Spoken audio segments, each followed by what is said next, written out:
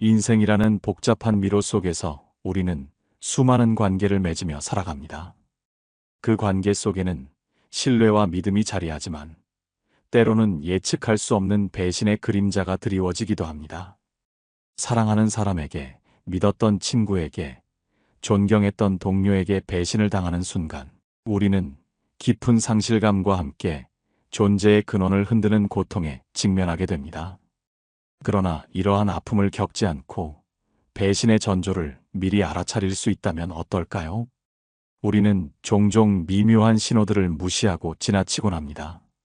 하지만 배신은 갑자기 찾아오는 것이 아닙니다. 그것은 서서히, 그러나 분명하게 우리에게 그 징후를 드러냅니다. 특히 그 전조는 상대방의 말 속에 숨어 있는 경우가 많습니다. 우리는 오늘 쇼펜하우어의 통찰처럼 인간 본연의 심리를 탐구하며 배신의 전조가 되는 그 말의 실체를 파헤치고 여러분이 불필요한 고통을 겪지 않도록 지혜를 나누고자 합니다. 이 시간은 여러분의 마음을 보호하고 더 단단한 관계를 구축하는 데 필요한 귀한 통찰을 제공할 것입니다. 이 영상을 통해 여러분은 불필요한 고통을 예방하고 더욱 현명하게 관계를 이끌어갈 수 있는 지혜를 얻게 될 것입니다. 배신의 서막을 알리는 그 미묘한 언어적 신호들을 놓치지 마십시오. 오늘 우리는 그 신호들을 해독하는 방법을 함께 탐색할 것입니다.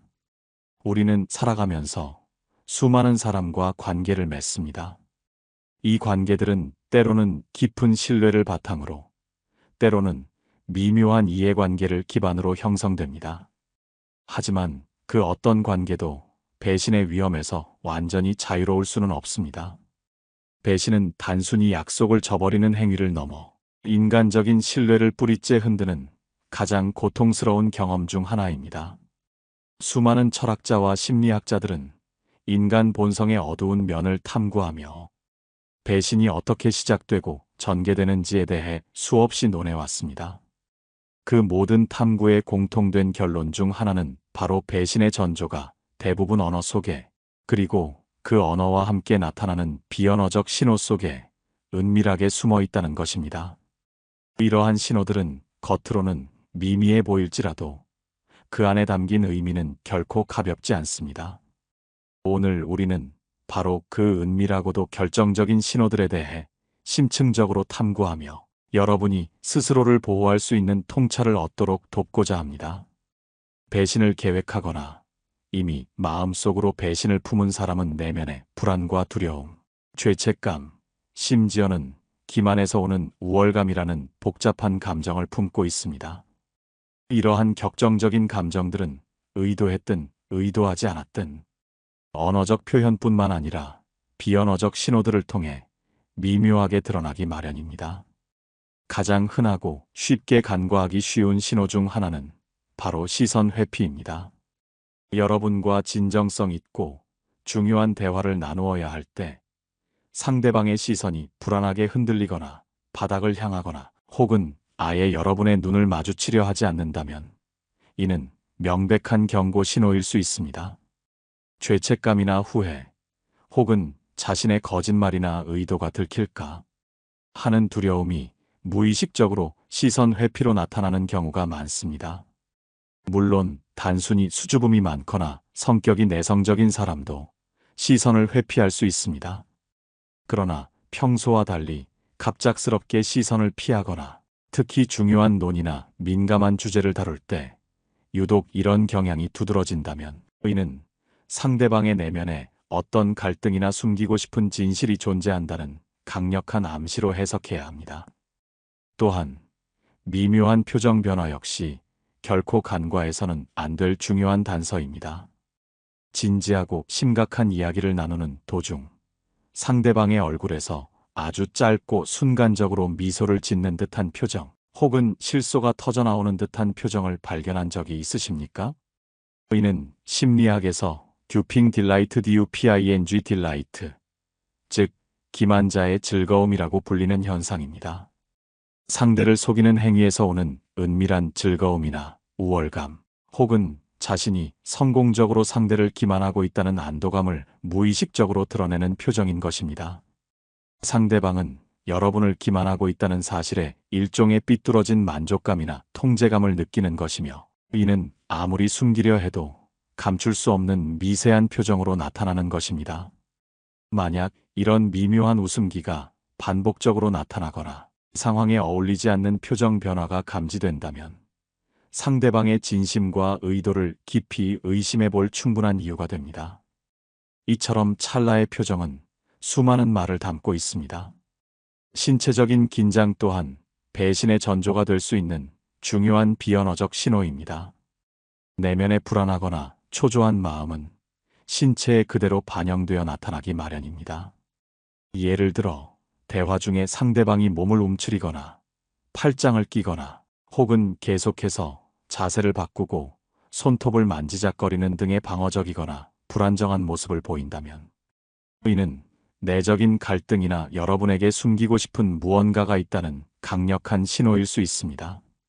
이러한 신체 언어는 상대방이 여러분과의 관계에서 편안함을 느끼지 못하고 있으며 심지어 여러분을 불편하게 여기거나 무언가 불편한 진실을 감추고 있을 가능성을 시사합니다.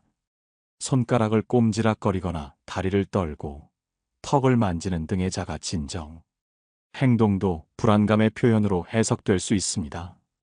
이러한 비언어적 신호들과 함께 가장 중요하게 살펴봐야 할 것은 바로 상대방의 말투 및 태도 변화입니다.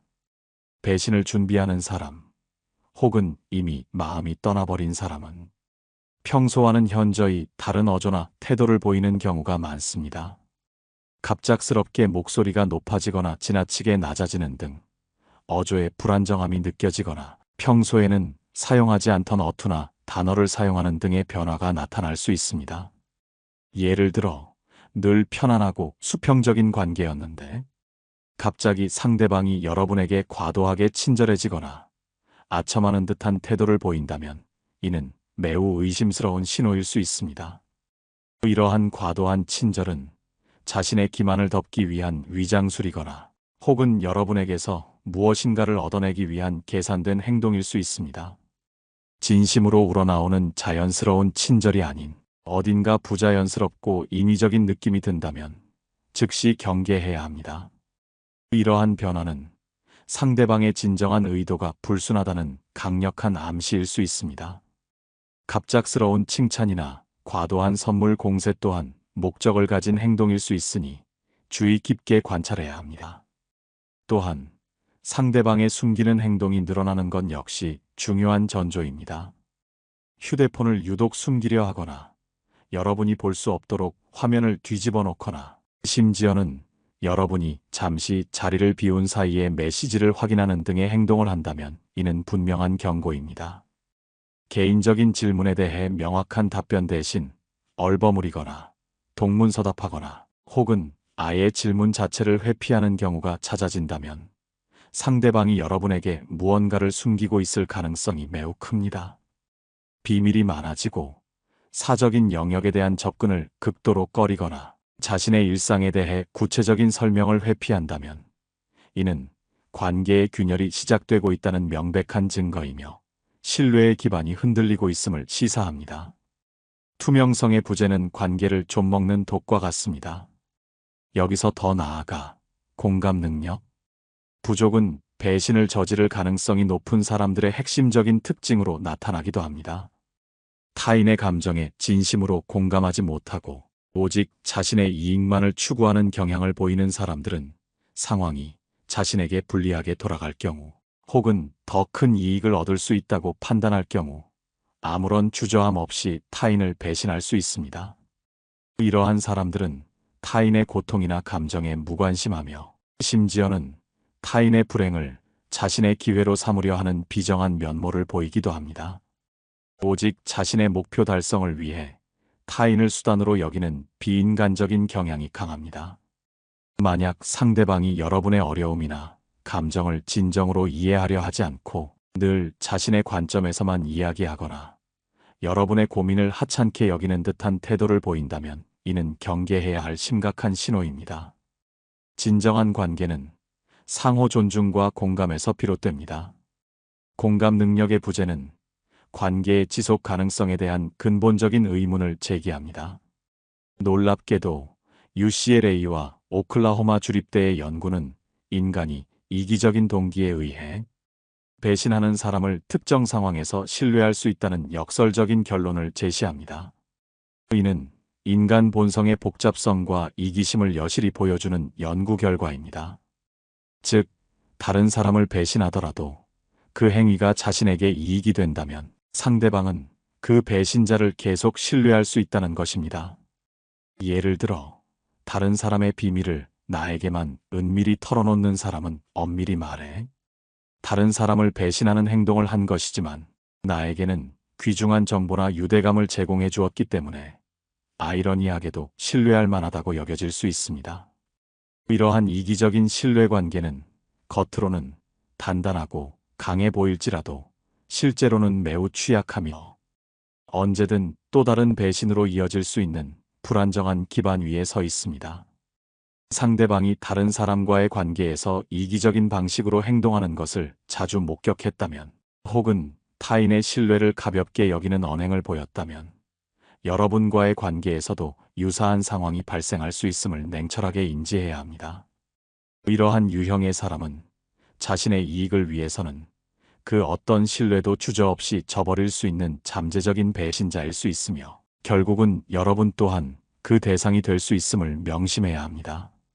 그렇다면 우리는 어떻게 이러한 미묘하고 복합적인 배신의 징후들을 정확히 감지하고 현명하게 대처할 수 있을까요? 가장 중요하고 첫 번째로 강조할 것은 바로 여러분의 직감입니다. 파트너나 가까운 사람의 행동, 제스처, 그리고 말에서 느껴지는 미묘하고 설명하기 어려운 위화감을 절대 무시하지 마십시오. 여러분의 직감은 무의식적으로 수많은 미세한 정보를 처리하고 분석하여 위험 신호를 보내는 가장 강력하고 본능적인 도구입니다. 이 미묘한 느낌들을 애써 외면하거나 합리화하지 말고 그 의미를 깊이 성찰하고 귀 기울여야 합니다. 종종 우리의 이성은 현실을 외면하려 하지만 직감은 우리에게 진실을 속삭입니다. 다음으로 필요한 것은 바로 날카로운 관찰력입니다. 상대방의 표정, 몸짓, 말투, 그리고 평소와 달라진 행동 패턴 등을 주의 깊게 관찰하여 비언어적 신호들을 포착하는 연습을 꾸준히 해야 합니다. 일상적인 대화 속에서 드러나는 작은 변화들이 쌓여 결국은 관계의 큰 균열을 예고하는 중요한 의미를 형성할 수 있습니다. 예를 들어, 평소에는 활발하고 말이 많던 사람이 갑자기 침묵을 지키거나 말이 현저히 줄어들고, 반대로 말이 없던 사람이 갑자기 과하게 말을 많이 하거나 사소한 것에 반응한다면 이는 분명한 변화의 신호입니다. 이러한 미묘한 변화들을 면밀히 관찰하고 가능하다면 기록해두는 습관을 들이는 것이 좋습니다. 시간의 흐름에 따른 변화를 파악하는 것은 진실을 밝히는데 큰 도움이 됩니다. 그리고 무엇보다 중요한 것은 소통입니다. 의심스러운 점이 있다면 혼자 소갈이하거나 추측으로 단정 짓지 말고 솔직하고 정중하며 건설적인 방식으로 상대방과 대화하여 오해를 풀도록 노력해야 합니다. 물론 대화의 방식은 매우 중요합니다. 비난하거나 추궁하는 듯한 공격적인 태도보다는 여러분의 느낌이나 객관적으로 관찰한 사실을 담담하게 전달하고 상대방의 설명을 진지하게 경청하는 것이 중요합니다. 예를 들어, 요즘 당신이 이전과 다르게 느껴져서 걱정이 됩니다. 혹시 무슨 일이 있으신가요?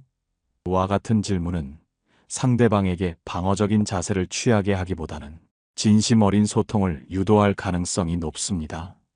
솔직한 대화만이 오해를 풀고 신뢰를 회복하는 유일한 길입니다. 마지막으로, 감정에 치우치지 않고 객관적인 시각으로 상황을 판단하는 냉철한 지혜가 필요합니다. 의심은 사람을 눈멀게 하고 불필요한 갈등을 야기할 수 있습니다. 특정 신호가 나타났다고 해서 섣불리 상대방을 배신자로 단정짓거나 불신하는 것은 금물입니다. 인간관계는 복잡다단하며 모든 신호들이 반드시 배신을 의미하는 것은 아닙니다. 때로는 오해나 착각으로 인한 것일 수도 있으며 상대방에게는 여러분이 알지 못하는 다른 피치 못할 사정이나 개인적인 어려움이 있을 수도 있습니다.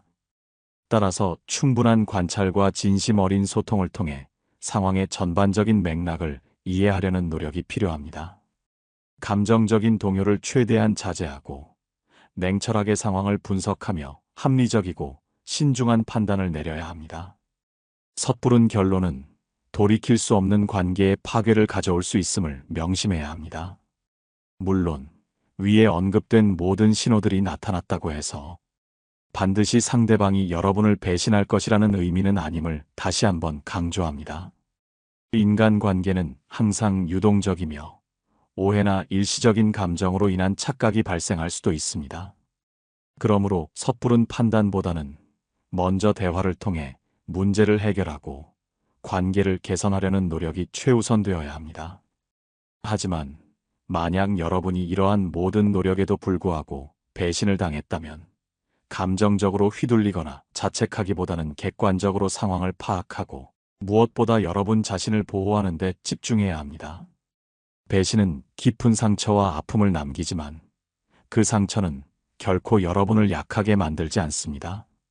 오히려 그 아픔은 여러분을 더욱 단단하게 성장시키고 미래의 관계에서 더욱 현명하고 신중한 선택을 할 수 있는 귀중한 밑거름이 될 것입니다. 과거의 상처에 갇히지 말고 그것을 통해 배우고 앞으로 나아가는 용기를 가지십시오. 사랑하는 여러분, 우리는 살아가면서 수많은 선택의 기로에 서게 됩니다. 그 중에서도 타인과의 관계에 대한 선택은 우리의 삶을 가장 크게 좌우하고 우리의 행복에 지대한 영향을 미칩니다.